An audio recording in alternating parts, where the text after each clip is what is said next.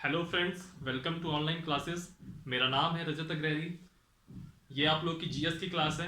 इसमें हम लोगों ने पॉलिटी अभी चला रहे हैं और पॉलिटी में हम लोगों ने जो लास्ट लेक्चर लिया था उस पर हम लोगों ने बात करी थी विभिन्न प्रकार की निधियों की, डिफरेंट टाइप्स ऑफ फंड्स की, जिसमें हम लोगों ने देखा था कंसोलिडेटेड फंड, कॉन्टिजेंसी फंड यानी कि संचित निधि, आकस्मिक निधि और पब्लिक अकाउंट यानी कि लोक लेखा। फिर उसके बाद हम लोगों ने संसद की शक्तियों की बात की थी।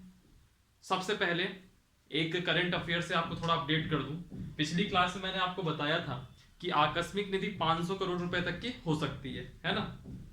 इसके बाद जो इस साल का बजट है, इस साल का जो बजट है उसमें आकस्मिक निधि का जो फंड है 500 करोड़ से बढ़ा करके 30,000 करोड़ रुपए कर दिया गया है। कितना कर दिया गया है?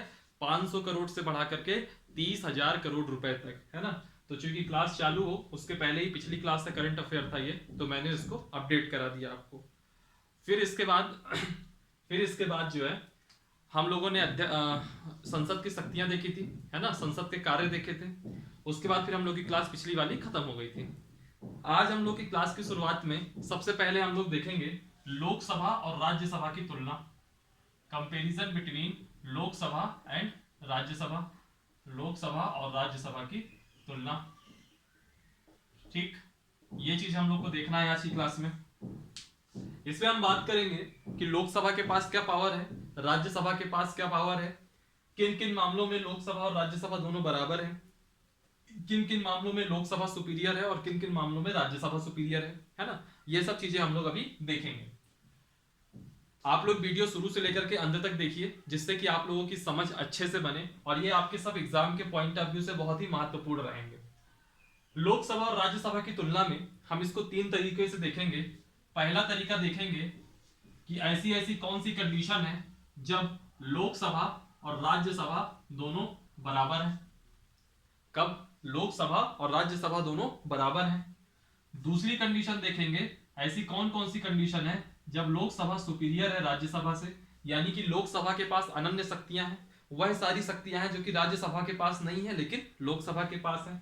सिमिलरली लास्ट में हम लोग देखेंगे कि राज्यसभा के पास ऐसी कौन सी शक्तियां हैं जो कि लोकसभा के पास नहीं है ना। तो इन तीन तीन जो है ये जो चार्ट बना हुआ है, इस चार्ट के अकॉर्डिंग हम लोकसभा और राज्यसभा की तुलना करेंगे। हालांकि ये मेंस का टॉपिक है लेकिन तुलनाओं की वजह से कुछ कुछ ऐसे पॉइंट निकलते हैं जो कि आपके प्रीलिम्स वगैरह के हिसाब से महत्वपूर्ण होते हैं। चलिए सबसे पहले हम बात करते हैं लोकसभा और राज्यसभा किन किन चीजों में बराबर है। ठीक है, याद करिए कुछ पॉइंट मैंने बात किए थे जब संसद के कार्य पिछली क्लास में किया था, तो उसमें से ही कुछ पॉइंट ऐसे आएंगे जिन मामलों में लोकसभा और राज्यसभा दोनों बराबर होंगे। जैसे पहला पॉइंट है न्यायिक शक्ति।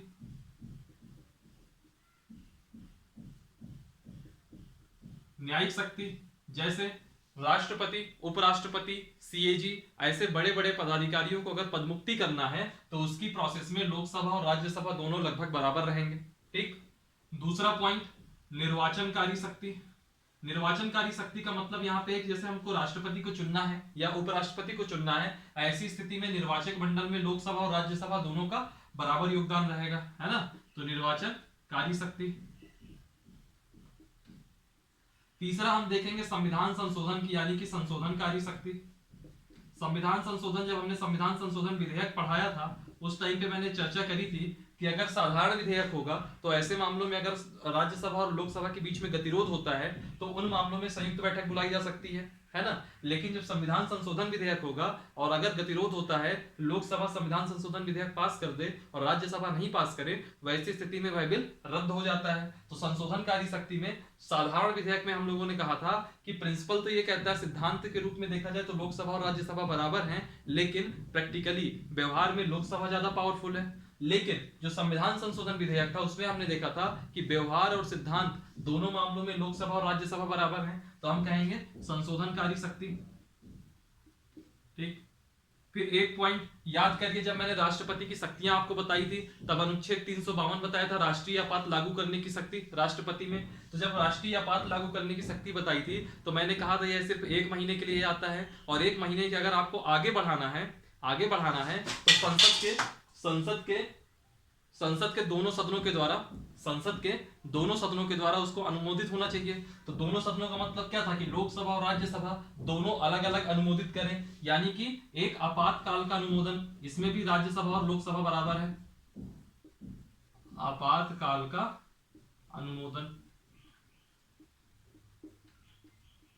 ये आपके सामने कुछ पॉइंट लिखे हैं जिन मामलों में लोकसभा और राज्यसभा बराबर हैं, ठीक है। अब हम उन मामलों में आएंगे जिसमें लोकसभा के पास ज्यादा शक्तियां हैं, जिसको हम क्या कहेंगे, लोकसभा की अनन्य शक्तियां, यानी कि वह शक्तियां सिर्फ लोकसभा के पास हैं, वह शक्तियां राज्यसभा के पास नहीं है, ठीक है। लोकसभा की अनन्य शक्तियां, पहली पहली लोकसभा की अनन्य शक्तियां किस चीज में है, याद करिए, कटौती प्रस्ताव।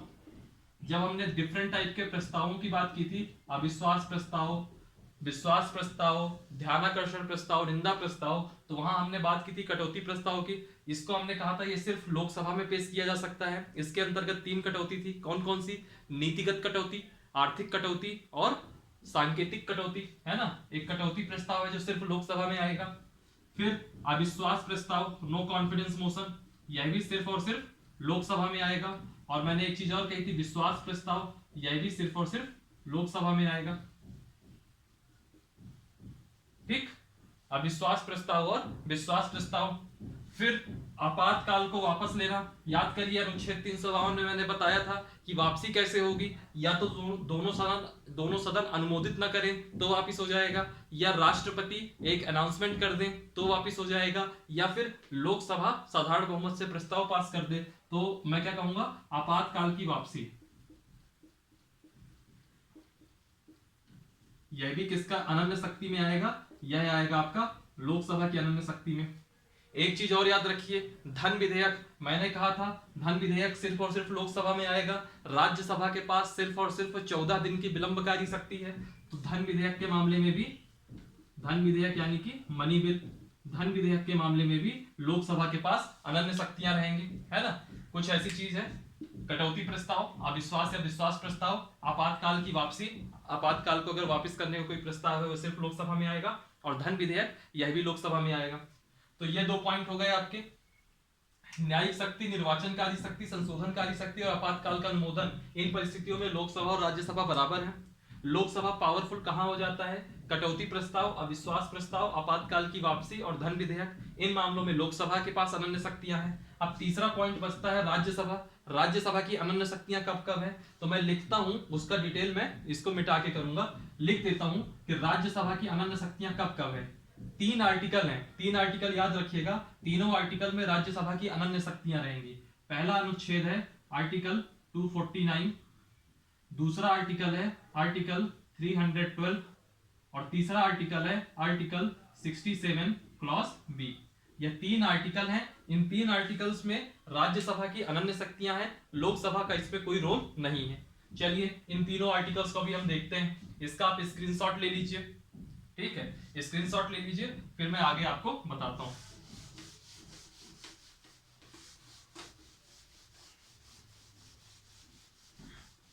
अभी हम लोगों ने 2 चीजें अच्छे से देख ली कि लोकसभा और राज्यसभा कब बराबर रहेंगे, फिर हमने देखा कि लोकसभा के पास अनन्य शक्तियां कब कब रहेंगी। अब हमको देखना है कि राज्यसभा के पास अनन्य शक्तियां कब रहेंगी, यानी कि Rajya Sabha is greater than to Lok Sabha, यानी कि राज्यसभा की अनन्य शक्तियां।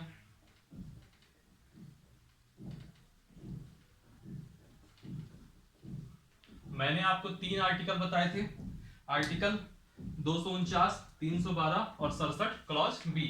तो सबसे पहले मैं आर्टिकल 249 की बात करता हूं, क्या है आर्टिकल 249 कहता है कि अगर राज्यसभा में उपस्थित और मतदान करने वाले सदस्यों की संख्या का 2/3 यानी कि विशेष बहुमत, अगर यह चीज पारित कर दे 249 के तहत, क्या पारित कर सकता है, अगर 2/3 मेजॉरिटी में अगर इसके पक्ष में वोट पड़ जाए तो क्या होगा, राज्य सूची का विषय, राज्य सूची पर जो कानून बनाने का संबंध है वह संसद कर सकती है। देखिए होता क्या है, जो कानून बनते हैं ना उसकी 3 सूचियां होती हैं, अभी हम आगे पढ़ेंगे केंद्र राज्य संबंध, तो हाँ और अच्छे से देखेंगे। एक होता है संघ सूची जिस पर सिर्फ और सिर्फ केंद्र यानी कि मोदी जी कानून बनाएंगे। फिर एक होता है राज्य सूची यानी कि जो कि आपके प्रदेश का मुख्यमंत्री होगा वो कानून बनाएगा यानी कि राज्य बनाएगा। और फिर तीसरी होती है समवर्ती सूची। समवर्ती सूची ऐसी होती है जिसपे केंद्र भी कानून बना सकता है और जिसपे राज्य भी कानून बना सकता है। याद रखिएगा मैंने क्या बोला, राज्य सूची, राज्य सूची से संबंधित कानून राज्य बनाएगा। लेकिन आर्टिकल 249 के तहत यह है कि अगर राज्यसभा में उपस्थित और मतदान करने वालों की संख्या का 2/3, 2/3 आदमी अगर यह कह दे, 2/3 बहुमत से अगर यह पास हो जाए तो संसद राज्य सूची पर कानून बना सकती है।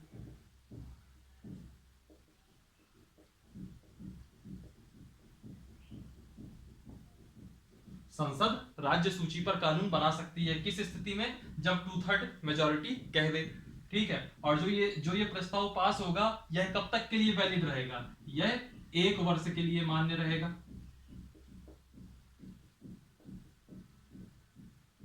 1 वर्ष के लिए मान्य रहेगा। यह है आपका आर्टिकल 249। ठीक, इसी तरह आर्टिकल 312 में आइए। 312 कहता है कि अगर राज्यसभा के उपस्थित और मतदान करने वालों की संख्या का 2/3 अगर पारित कर दे, क्या पारित कर दे, 312 के तहत 2/3 लोग अगर वोट दे दें तो क्या होता है, नई अखिल भारतीय सेवा का स्थापना होगी। All India services, all India services जैसे अभी है IAS भारतीय प्रशासनिक सेवा, IPS भारतीय पुलिस सेवा, है ना, IFS भारतीय विदेश सेवा यानी कि इंडियन फॉरेन सर्विसेज। तो नई अखिल भारतीय, अगर मान लो ये जैसे ये चलती है IAS IPS IFS, वैसे हमको कल के दिन कुछ नया बनाना है। मान लीजिए हमको बनाना है अखिल भारतीय न्याय सेवा, यानी कि मान लीजिए कुछ उसका नाम होगा IJS, इंडियन जस्टिस सर्विसेज, कुछ भी ऐसे करके आप ले लीजिए। ठीक है, तो वैसी स्थिति में नई अखिल भारतीय सेवा का अगर निर्माण करना है तो कैसे स्थापना होगी, 312 के तहत प्रस्ताव आएगा, राज्यसभा के 2/3 मेंबर अगर उसके पक्ष में वोट दे देंगे, उपस्थित और मतदान करने वाली की संख्या का 2/3, तो नई अखिल भारतीय सेवा का निर्माण हो जाएगा। और अगर नई अखिल भारतीय सेवा का मतलब ये पास हो गया और आपको नई अखिल भारतीय सेवा का निर्माण करने के लिए कितना समय रहेगा, तो यह भी 1 वर्ष के लिए मान्य रहेगा। और अगर 1 वर्ष के अंदर आपने नई अखिल भारतीय सेवा नहीं बनाई तो वैसी परिस्थिति में पता क्या होगा, वापस से आपको 2/3 से ऐसा पास कराना पड़ेगा। फिर तीसरा मैंने आपको आर्टिकल बताया था, article 67 clause B. Article 67 clause B क्या होता है, उपराष्ट्रपति को हटाने के लिए। याद करिए उपराष्ट्रपति को कैसे हटाएंगे, प्रभावी बहुमत से हटाएंगे। तो हटाने के पहले 67 के तहत प्रस्ताव आता है। तो आर्टिकल 67 क्या है, उपराष्ट्रपति को हटाने हेतु। तो इसमें क्या होता है, यह प्रस्ताव सिर्फ और सिर्फ राज्यसभा में लाया जा सकता है। ठीक है, सिर्फ राज्यसभा में लाया जाएगा और प्रभावी बहुमत से वहां पास होगा। और इसमें यह भी याद रखिएगा, ऐसा नहीं कि सिर्फ राज्यसभा में, बाद में लोकसभा का अनुमोदन भी होना चाहिए। और जो ये अनुमोदन होता है यह साधारण बहुमत से होता है।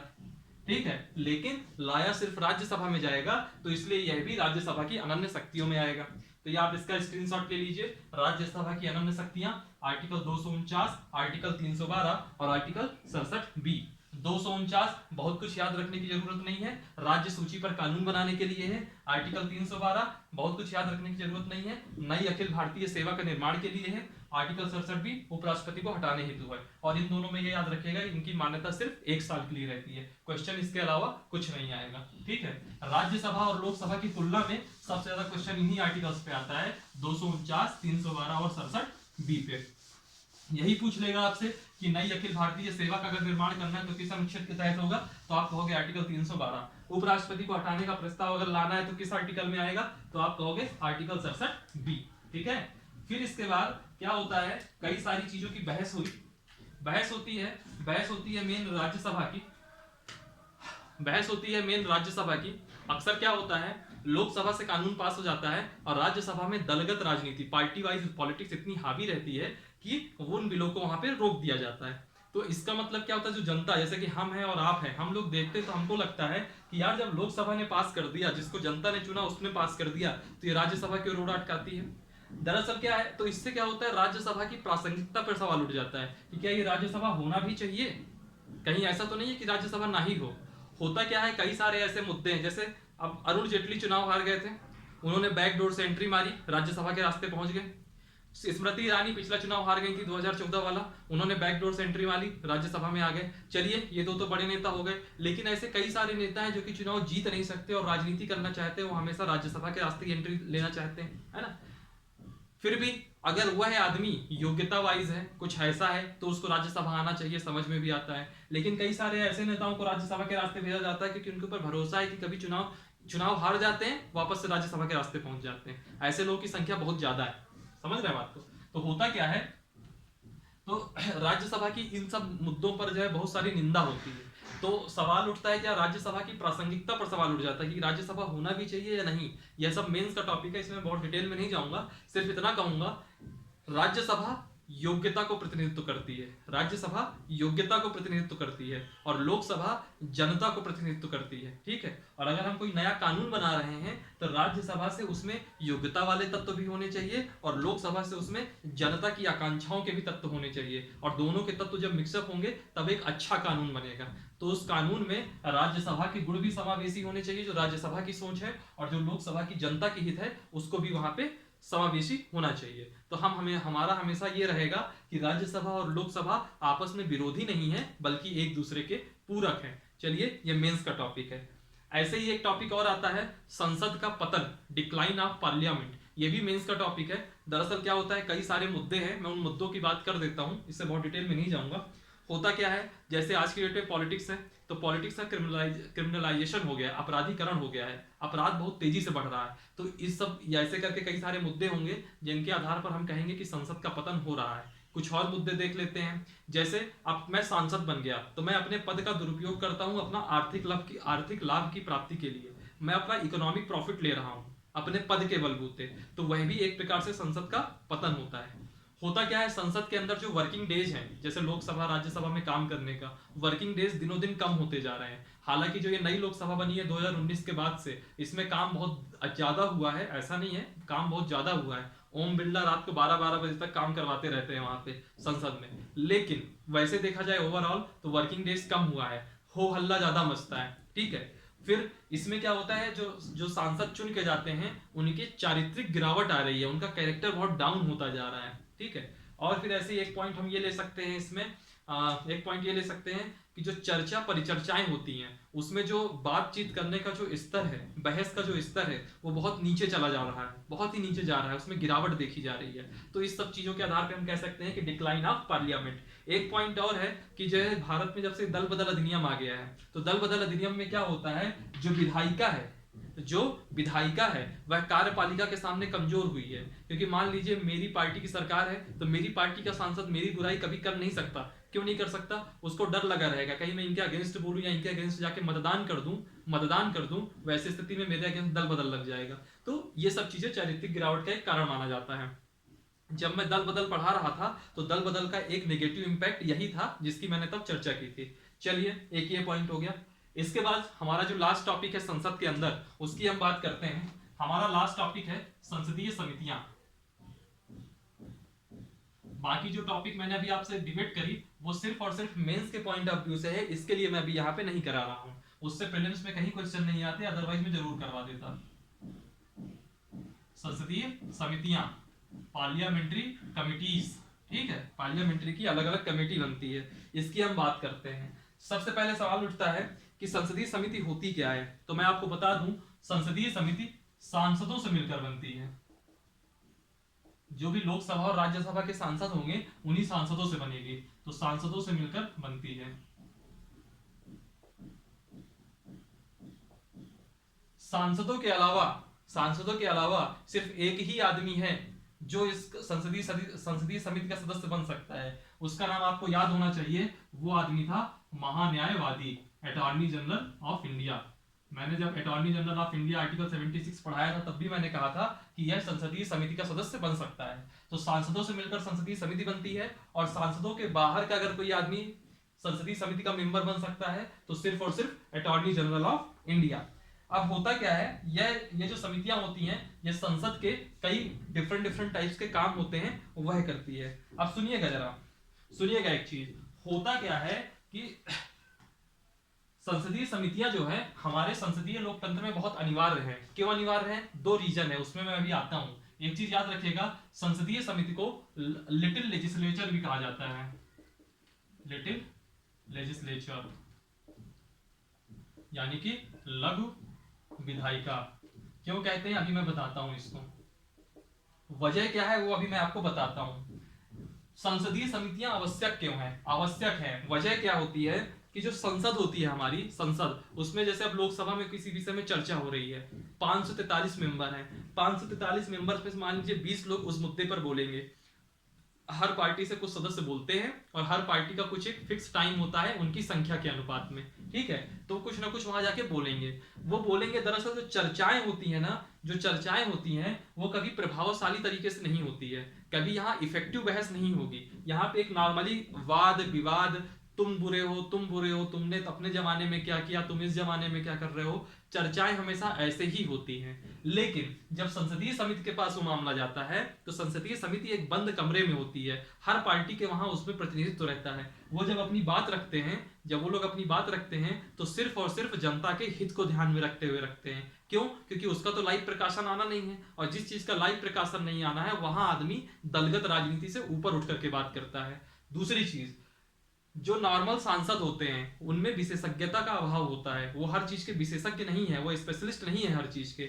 लेकिन जब संसदीय समिति बनती है, मान लीजिए किसी समिति में 15 लोग हैं, उस समिति का काम रक्षा संबंधी मामलों की जांच करना है, तो क्या होगा कि वह 15 के 15 लोग, बड़ी बात नहीं है कि इस 15 में कम से कम 8 से 10 लोग ऐसे होंगे जिनका बैकग्राउंड पॉलिटिकल के अलावा डिफेंस एक्सपर्ट के भी रहे होंगे, उनको डिफेंस के एक्सपर्ट होंगे, वो ये भी हो सकता है ना। जैसे कभी कभी होता है मेरा इंटरेस्ट जो है, मान लीजिए कि ग्रामीण विकास में है, तो ग्रामीण विकास से रिलेटेड अगर कोई कमेटी बनेगी तो उसका मुझे मेंबर बनाया जा सकता है। मेरा इंटरेस्ट डिफेंस में है तो डिफेंस में बना दिया। मैं कोई इकोनॉमिस्ट हूं तो संसदीय समिति एक बनेगी अगर जो फाइनेंस वाली, उसमें मुझको रखा जा सकता है, क्योंकि जो मैं करूंगा वहां पे काम, वह एक विशेषज्ञता के रूप में रहेगा, विशेषज्ञ के रूप में मैं वहां काम करूंगा, एक स्पेशलिस्ट के रूप में काम करूंगा। इसलिए संसदीय समितियां आवश्यक है। सॉरी, थोड़ा 10 सेकंड के लिए फिर नॉइज का प्रॉब्लम होगा, है ना। तो हम यहां देखेंगे कि संसदीय समितियां क्यों आवश्यक हैं। तो मैंने आपको पॉइंट बता दिया। पहला, संसद का आकार बहुत विशाल होता है, जिससे वहां पे प्रभावशाली तरीके से बहस नहीं हो पाती, इसलिए संसदीय समिति आवश्यक है। और दूसरा पॉइंट याद रखिएगा कि सांसदों के अंदर विशेषज्ञता का अभाव होता है। वैसी स्थिति में जब संसदीय समिति के अंदर चर्चा होती है तो वो चर्चा बहुत ही प्रभावी तरीके से होती है, जो कि हमारे यहाँ कानून बनाने वगैरह में बहुत मददगार होती है। ठीक है, जब हमने लेजिस्लेटिव प्रोसेस पढ़ी थी तो वहां मैंने द्वितीय वाचन में बताया भी था कि जो बिल होते हैं समिति के पास से होते हुए ही आते हैं। समझ रहे हैं बात को? ठीक है, चलिए एक चीज और याद रखिए, संसदीय समिति होती कितने टाइप की है, तो ये 2 टाइप की होती है। टाइप यही बता देता हूं, फिर सारी समितियों को डिटेल अभी आगे देखूंगा। टाइप 2 टाइप की होती है। पहली होती है स्टैंडिंग कमेटी, पहली होती है स्टैंडिंग कमेटी,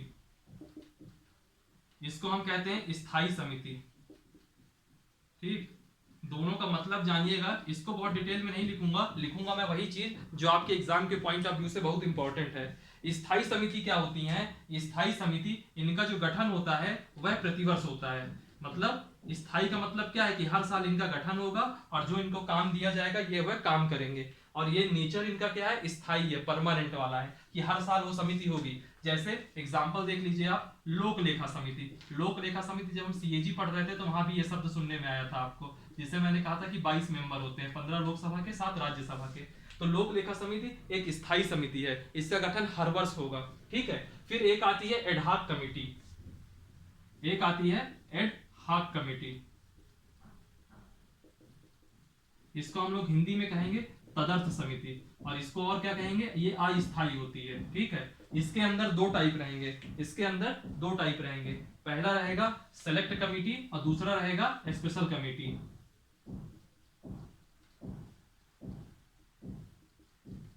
सेलेक्ट कमेटी और दूसरा रहेगा स्पेशल कमेटी। सेलेक्ट कमेटी का नाम आपको नाम ही से लग रहा है, सेलेक्ट का मतलब होता है चयन, तो चयन समिति। और स्पेशल का मतलब हो गया विशेष समिति।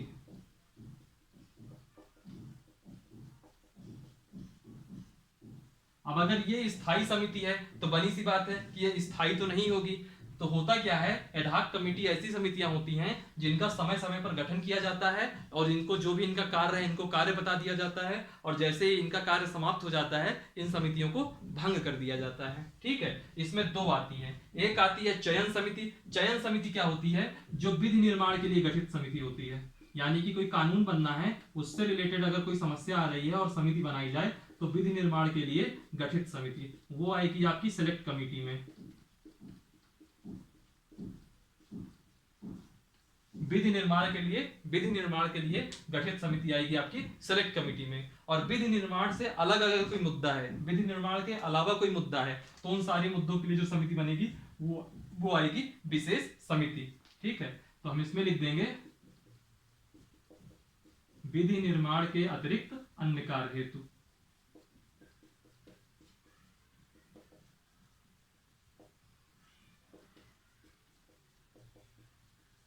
ठीक, अब वापस से एक बार इसको रिकॉल करिए, फिर मैं कुछ कमिटीज हैं जो बहुत इंपॉर्टेंट हैं उनके बारे में चर्चा करूंगा और आज का लेक्चर खत्म हो जाएगा। संसदीय समितियां सांसदों से मिलकर के बनती हैं। सिर्फ महान्यायवादी एक अपवाद है जो बाहर का व्यक्ति है सांसद से, और वो आकर के समितियों का सदस्य बन सकता है। संसदीय समिति की आवश्यकता क्यों है, क्योंकि संसदीय समिति क्या होती है कि ये सांसदों से मिलकर के बनती है, इसीलिए इसको लिटिल लेजिस्लेचर भी कहते हैं, लघु विधायिका भी कहते हैं। इसकी आवश्यकता क्यों है, तो आवश्यकता इसलिए है क्योंकि कई सारे मुद्दों में जब बहस होती है तो संसद के अंदर बहुत प्रभावशाली तरीके से बहस नहीं होती, जबकि इन संसदीय समिति के अंदर बहुत ही इफेक्टिव तरीके से बहस होती है। और दूसरी चीज, जो संसदीय समिति के मेंबर होते हैं उनमें विशेषज्ञता रहती है, जबकि जो संसद के सदस्य हैं उनके अंदर विशेषज्ञता का अभाव रहता है। और जहां वो कैमरे वैमरे देखते हैं कि लाइव प्रकाशन होना है तो इतना वो हो हल्ला में आ जाते हैं कि मुद्दे से भटक जाते हैं। लेकिन संसदीय समिति के अंदर जब उस विषय में चर्चा होती है तो बहुत ही इफेक्टिव तरीके से होती है और उसका इंपैक्ट विधि निर्माण में बहुत अच्छा होता है। फिर हमने देखा कि संसदीय समिति के प्रकार कितने हैं, इसका वर्गीकरण। ठीक, तो हमने देखा दो होते हैं, पहला और ये दूसरा। पहला है आपका स्टैंडिंग कमिटी जिसको हम कहते हैं स्थायी समिति, दूसरा है एडहॉक कमिटी जिसको हम कहते हैं तदर्थ समिति, हिंदी में कहते हैं। स्टैंडिंग कमेटी में आइए, स्टैंडिंग कमेटी का गठन हर वर्ष होता है, इसका गठन हर साल किया जाएगा। ठीक है, और ये इसका जो नेचर है वो स्थायी प्रवृत्ति का है, जैसे लोक लेखा समिति। एडहॉक कमेटी क्या होती है, बनती है अपने, जब तक इसका काम चल रहा है तब तक ये चलती रहेगी। जिस दिन इसको बनाने के पीछे जो उद्देश्य रहा होगा, जिस दिन वह उद्देश्य पूरा हो जाएगा तो यह कमेटी भंग कर दी जाएगी या विघटित कर दी जाएगी। दो टाइप की होती है, एक होती है सिलेक्ट कमेटी, एक होती है स्पेशल कमेटी। सिलेक्ट कमेटी यानी कि चयन समिति विधि निर्माण के लिए गठित की जाती है, और विधि निर्माण के अलावा अगर कोई कार्य है और एडहॉक कमेटी बनानी है तो वो कहलाएगी आपकी स्पेशल कमेटी। अक्सर हम लोग देखते होंगे किसी कानून पे जब बहस चल रही होती है तो जो विपक्ष होता है वो हमेशा कहता है कि हमको इस कानून के इस पॉइंट में हमको दिक्कत हो रही है, इस बिल को सेलेक्ट कमेटी को भेजा जाए। तो सेलेक्ट कमेटी का मतलब यहाँ चयन समिति से ही है, क्योंकि ये समिति विधि निर्माण के लिए गठित की जाती है। और याद रखिएगा, जब भी कभी कोई बहुत बड़ा विषय होता है, ठीक है, किसी बड़े विषय पर होता क्या है कि अक्सर दोनों सदनों की, जैसे कि लोकसभा और राज्यसभा, दोनों सदनों के सदस्यों को मिलाकर के एक बहुत बड़ी कमेटी बनाई जाती है। उस कमेटी का नाम रहता है संयुक्त समिति। ठीक है, मैं बताता हूं अभी।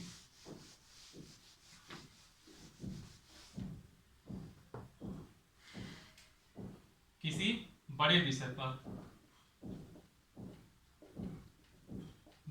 पर दोनों सदनों से, लोकसभा और राज्यसभा, दोनों सदनों को मिलाकर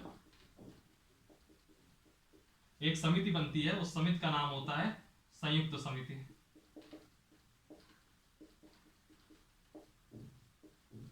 जिसको हम लोग इंग्लिश में कहेंगे ज्वाइंट कमिटी। अब याद करिए, जब 2014 का चुनाव 2014 की लोकसभा का जब कार्यकाल खत्म हुआ, यानी कि 2019 में जब चुनाव आया, तब राहुल गांधी जी ने एक मुद्दा उठाया था राफेल विमान का। तो अक्सर उनका एक नारा हुआ करता था, मैं नारे पे नहीं जाऊंगा जो आपके दिमाग में चल रहा है, मैं उस बात में जाऊंगा जो हमेशा वो उठाते थे कि राफेल मुद्दे पर जेपीसी की जांच कराओ। किसकी जांच कराओ? जेपीसी की जांच कराओ। जेपीसी, राफेल में जेपीसी बैठा हो, वो रटा रटाया उनका भाषण था और हर भाषण में वो जेपीसी बोलते थे। जेपीसी में इस जे का मतलब था ज्वाइंट, सी का मतलब था कमेटी और इसवी का मतलब है पार्लियामेंट्री, यानी कि संयुक्त सदस्यीय समिति, और वो संयुक्त सदस्यीय समिति दरअसल यही है जेपीसी। समझ रहे हैं बात को? और ये याद रखिएगा इसका एक फैक्ट कि यह अब तक सिर्फ 4 बार बनी है। जेपीसी अब तक 4 बार, जेपीसी का गठन अब तक 4 बार हुआ है। ठीक है, ये जो है आपकी समितियों से लेकर के कुछ बातें हो गई।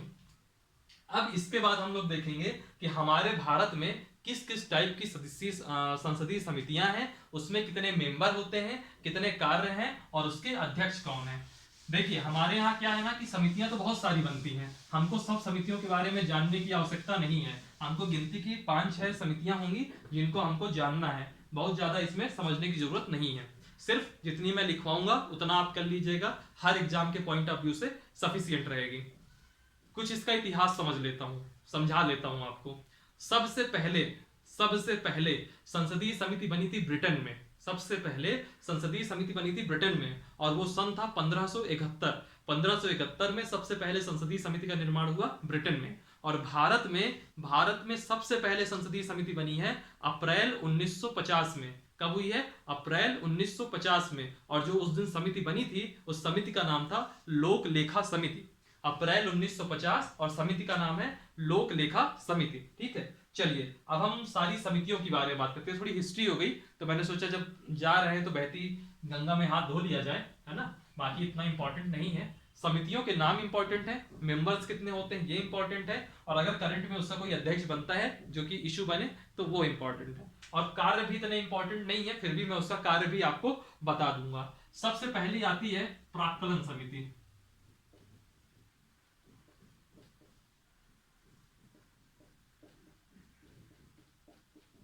सबसे पहले आती है आपकी प्राक्कलन समिति। ठीक है, प्राक्कलन समिति में क्या होता है? प्राक्कलन समिति में क्या होता है? कुल 30 सदस्य हैं, टोटल 30 सदस्य हैं, और 30 के 30 सदस्य सभी आपके किससे हैं? लोकसभा से हैं, सभी लोकसभा से हैं। प्राक्कलन समिति का कार्य क्या है? कार्य है सरकार को वित्तीय संबंधी जानकारी देना, सरकार को वित्तीय संबंधी सुझाव देना।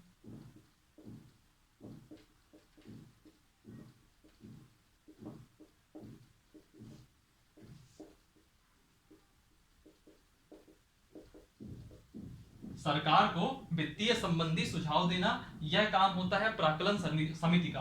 और प्राक्कलन समिति में टोटल मेंबर कितने हैं? 30 मेंबर हैं, और 30 के 30 सब कहां से लिए गए हैं? लोकसभा से लिए गए हैं। और इसके वर्तमान में अध्यक्ष कौन है? ये बहुत अच्छा क्वेश्चन है, इसको आप याद रखिएगा। इस समय अध्यक्ष हैं गिरीश बापट। गिरीश बापट। ठीक है, दूसरा आता है आपका लोक लेखा समिति।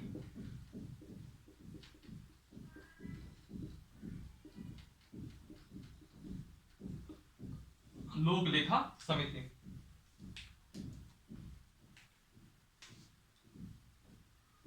लोक लेखा समिति। लोक लेखा समिति में टोटल 22 सदस्य हैं। ठीक है, 22 सदस्य में 15 जो है आपके लोकसभा के हैं और 7 जो है आपके राज्यसभा के हैं। 15 जो है आपके लोकसभा के हैं और 7 जो है आपके राज्यसभा के हैं। और लोक लेखा समिति का जो प्रमुख कार्य है वह क्या है कि जो मंत्रालय होते हैं, है ना, मंत्रालयों के व्यय, यानी कि मंत्रालय कहीं जबरदस्ती का फिजूल खर्ची तो नहीं कर रहा है, मंत्रालयों के व्यय तथा, याद करिए सीएजी में हमने पढ़ा था ना इसको, तो सीएजी के प्रतिवेदन पर विचार विमर्श करना।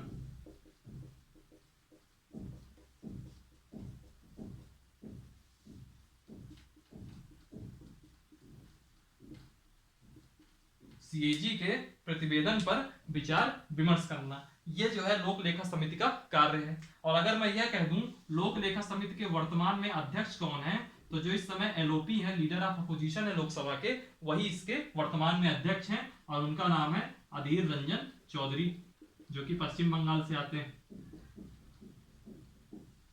ठीक, तो वापस से इनको रिकॉल कर लीजिए। 2 समितियां हैं अभी। पहली समिति है प्राक्कलन समिति। प्राक्कलन समिति में 30 मेंबर होंगे, सभी के सभी लोकसभा से होंगे।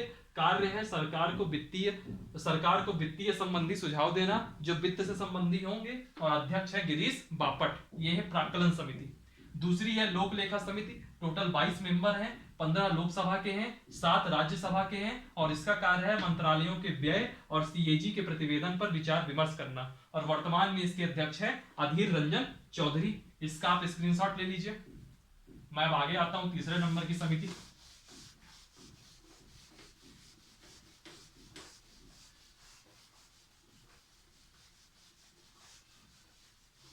तीसरी समिति आती है आपकी विशेषाधिकार समिति। तीसरी आती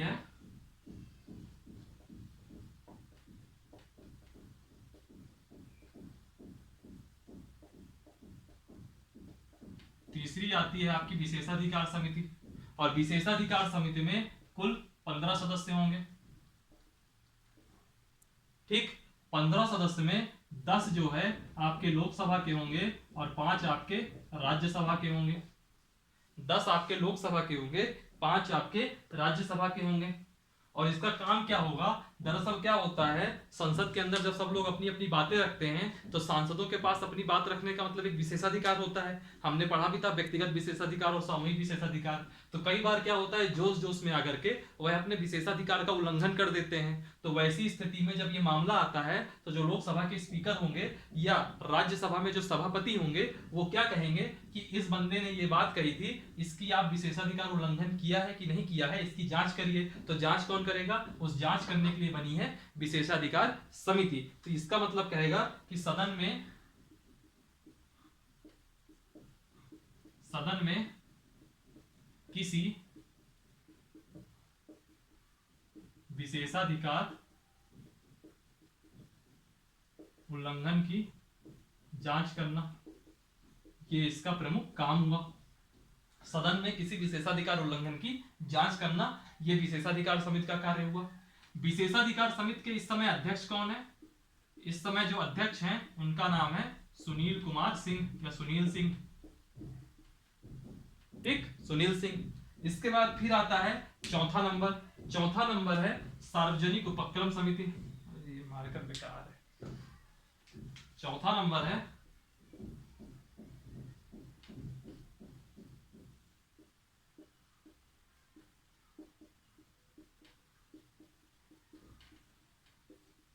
सार्वजनिक उपक्रम समिति। जितने लोक लेखा समिति में सदस्य थे उतने ही सार्वजनिक उपक्रम में सदस्य होंगे, यानी कि 22 सदस्य। और जितने उसमें 15 लोकसभा के थे तो इसमें भी 15 लोकसभा के होंगे और 7 राज्यसभा के होंगे।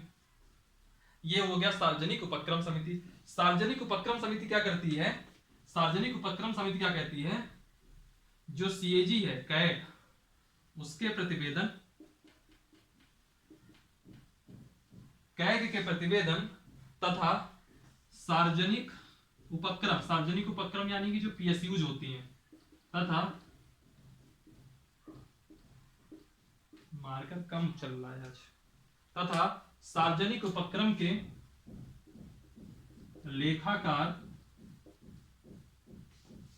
प्रतिवेदनों, थोड़ी भाषा कठिन लगेगी तो आपको इतना याद करने की जरूरत नहीं, केवल कीवर्ड याद रखिए, सीएजी का प्रतिवेदन और सार्वजनिक उपक्रम के लेखाकार प्रतिवेदनों की समीक्षा व संवीक्षा करना।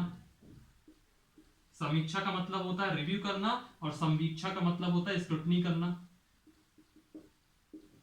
ये काम है। ठीक है, तो काम से ज्यादा इंपॉर्टेंट नहीं है, आपको इंपॉर्टेंट ये याद रखना है कि मेंबर कितने हैं, 22 मेंबर हैं। और एक चीज याद रखिएगा, सार्वजनिक उपक्रम समिति के जो इस समय अध्यक्ष हैं वो क्या नाम है उनका, मीनाक्षी लेखी, दिल्ली से सांसद हैं मीनाक्षी लेखी। चलिए वापस से इसको हम जो है रिकॉल करते हैं। विशेषाधिकार समिति, टोटल 15 सदस्य, 10 लोकसभा, 5 राज्यसभा। सदन में कोई सदस्य अगर किसी भी प्रकार का विशेषाधिकार का उल्लंघन करता है तो उसकी जांच करेगी विशेषाधिकार समिति, और इसके इस समय अध्यक्ष है सुनील सिंह। फिर इसके बाद आता है सार्वजनिक उपक्रम समिति, 22 मेंबर है, 15 लोकसभा के हैं, 7 राज्यसभा के हैं। ठीक है, सीएजी के प्रतिवेदन और सार्वजनिक उपक्रम के लेखाकार प्रतिवेदनों की समीक्षा और संवीक्षा करना। समीक्षा का मतलब रिव्यू करना होता है और संवीक्षा का मतलब स्क्रूटनी करना होता है। और इस समय इसके जो है अध्यक्ष कौन है, वो अध्यक्ष है मीनाक्षी लेखी। इसके बाद एक और समिति देख लीजिए जो लास्ट है, और इसके बाद आज की क्लास एंड हो जाएगी। लास्ट है 5वां नंबर, जिसको हम कहेंगे प्रवर समिति।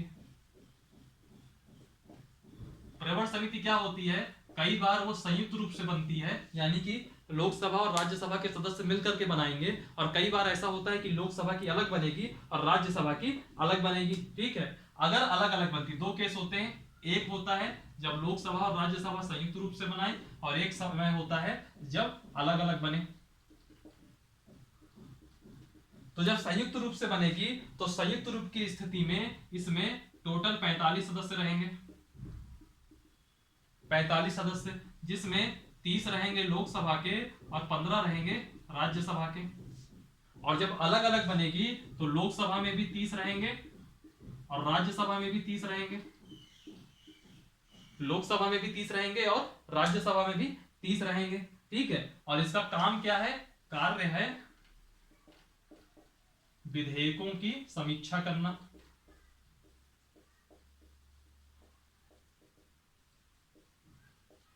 ठीक, विधेयकों की समीक्षा करना। तो आज की क्लास में हम लोगों ने सबसे पहले क्या देखा, सबसे पहले हमने देखा लोकसभा और राज्यसभा की तुलना करी। लोकसभा राज्यसभा की तुलना के बाद हमने देखा कि राज्यसभा प्रासंगिक क्यों है, राज्यसभा अप्रासंगिक क्यों नहीं है। फिर इसके बाद हम लोगों ने क्या देखा, राज्यसभा हो गया। फिर इसके बाद हम लोगों ने देखा डिक्लाइन ऑफ पार्लियामेंट, संसद का पतन देखा। उसके बाद हम लोग फिर आए संसदीय समितियों में, संसदीय समिति के दोनों टाइप देखे। ठीक है, सेलेक्ट कमेटी, स्टैंडिंग कमेटी और एडहॉक कमेटी, स्थायी समिति और तदर्थ समिति। एडहॉक समिति एडहॉक कमेटी दो टाइप की थी, पहली चयन समिति, दूसरी विशेष समिति। चयन समिति यानी कि सेलेक्ट कमेटी वो थी विधि निर्माण के लिए, और जो आपकी विशेष समिति थी, स्पेशल कमेटी, वो थी विधि निर्माण के अलावा अगर कोई कार्य हो रहा है उसके लिए थी। फिर इसके बाद हमने 5 अलग अलग प्रकार की समितियां देखी। सबसे पहले हमने देखी प्राक्कलन समिति, 22 प्राक्कलन समिति। उसमें कितने, 30 मेंबर थे, 30 के 30 आपके लोकसभा से थे, और उनका कार्य क्या था, सरकार को वित्त संबंधी सुझाव देना। उसके अध्यक्ष कौन है, गिरीश बापट। फिर आती है लोक लेखा समिति। लोक लेखा समिति का काम क्या है, मंत्रालयों के जो व्यय हो रहे हैं, साथ ही जो सीएजी कैग का प्रतिवेदन था, उसका कैग का प्रतिवेदन करना, जो कैग की रिपोर्ट होगी। उसमें कितने मेंबर थे, 22 मेंबर थे, 15 लोकसभा से, 7 राज्यसभा से। उसके अध्यक्ष कौन थे, अधीर रंजन चौधरी। फिर हमने क्या देखी, विशेषाधिकार समिति। उसके अध्यक्ष कौन थे, विशेषाधिकार समिति में अध्यक्ष थे सुनील कुमार सिंह। मेंबर कितने थे, 15, 10 लोकसभा से, 5 राज्यसभा से। उसका काम क्या था कि अगर किसी ने सदन के अंदर विशेषाधिकार का उल्लंघन किया है तो उस मामले की जांच करना। विशेषाधिकार के बाद हम लोगों ने बात करी थी सार्वजनिक उपक्रम समिति, जिसके अध्यक्ष थी मीनाक्षी लेखी। उसमें कितने मेंबर हैं, टोटल 22 हैं, 15 लोकसभा से, 7 राज्यसभा से। और उसमें जो है उसका कार्य क्या था, जो सार्वजनिक उपक्रम थे, है ना, सीएजी का प्रतिवेदन करना, साथ ही जो सार्वजनिक उपक्रम थे उनकी समीक्षा करना और संवीक्षा करना, रिव्यू करना और स्क्रूटनी करना। उसके बाद लास्ट में आता है प्रवर समिति। इसका कार्य है विधेयकों की समीक्षा करना। यह अलग अलग भी बनाई जाती है, लोकसभा के लिए अलग, राज्यसभा के लिए अलग, और संयुक्त रूप से भी बनती है। जब संयुक्त रूप से बनती है तो इसमें 45 मेंबर होते हैं, 30 लोकसभा के होते हैं और 15 राज्यसभा के होते हैं। और जब अलग अलग बनती है तो लोकसभा के भी 30 मेंबर होते हैं और राज्यसभा के भी 30 मेंबर होते हैं। आई होप आज की क्लास आपको पसंद आई होगी, समझ में भी आई होगी। और आज की क्लास जो संसद है, आज की क्लास से संसद मतलब ये भाग 5 संविधान का खत्म होता है। अब हम लोग कल से पढ़ेंगे भाग 6 यानी कि राज्य की कार्यपालिका, और कल हम लोग टॉपिक रहेगा हमारा राज्यपाल यानी कि गवर्नर। और उम्मीद करता हूँ 3 से 4 क्लास में वो भी भाग 6 भी खत्म हो जाएगा। फिर हम लोग केंद्र राज्य संबंध में आएंगे, और केंद्र राज्य संबंध के बाद फिर हम लोग देखेंगे पंचायती राज व्यवस्था, और उसके बाद हम लोग देखेंगे सर्वोच्च न्यायालय। और न्यायालय के बाद जो आपके छिटपुट वाले जितने टॉपिक बचे हैं, चाहे वो नागरिकता हो, चाहे वो विभिन्न आयोग हों, डिफरेंट टाइप के विभिन्न प्रकार की संस्थाएं हों, वो सब भी हम 3-4 क्लास में कर लेंगे। और फिर चलिए, फिर ऐसे ही हम लोग की पॉलिटी खत्म हो जाएगी। और आज की क्लास को ये खत्म करते हैं। जो भी पॉइंट में आपको कहीं भी कोई डाउट होगा, आप कमेंट बॉक्स में जाइए, आप डाउट पूछिए, मैं उसका आपको प्रॉपर रिप्लाई करूंगा। वीडियो को लाइक करिए, कमेंट करिए, इसकी लिंक को सब जगह शेयर करिए, और चैनल को सब्सक्राइब कीजिए और अपने साथियों से करवाइएगा भी। और डिस्क्रिप्शन बॉक्स में जाएंगे तो फेसबुक पेज की लिंक होगी, इंस्टाग्राम की लिंक होगी, टेलीग्राम की होगी, यूट्यूब की भी होगी। तो आप लोग जरूर सबको ज्वाइन कीजिए, और खास तौर पर टेलीग्राम को आप ज्वाइन करोगे ना तो एक बेनिफिट उसमें ये है कि आप जो भी टेलीग्राम की लिंक अगर आप ज्वाइन करते हो, उसमें करंट अफेयर वगैरह, क्वालिटी करंट अफेयर आते हैं, रीजनिंग वगैरह के प्रैक्टिस सेट भी अब जल्दी ही अपलोड होने लगेंगे, है ना, जो कि आप लोगों के लिए एग्जाम के लिए बेनिफिशियल होंगे। चलिए फिर आज के लिए इतना ही। Thank you so much. हंसते रहिए और पढ़ते रहिए। Thank you.